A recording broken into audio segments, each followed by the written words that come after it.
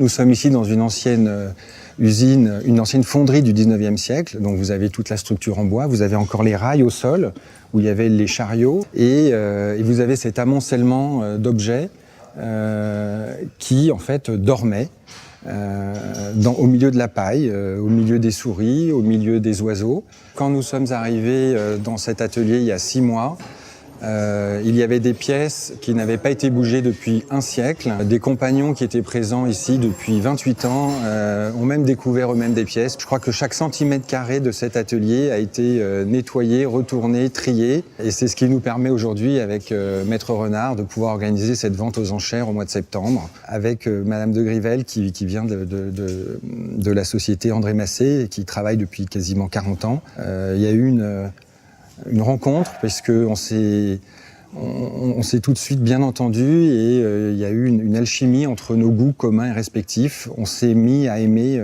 les mêmes objets, et je pense que ça nous a aidés, cette passion commune. Avec Madame de Grivel, qui connaît tous les objets depuis 40 ans, eh bien, nous avons découvert ce gisant.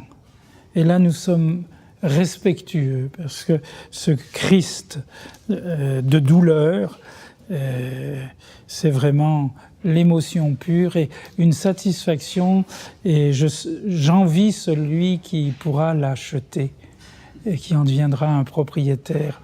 C'est beau comme objet. On m'appelle souvent l'âme de la maison. Je voudrais être la petite luciole, la petite lumière qui accompagne ces objets, qui souvent on a découvert certains.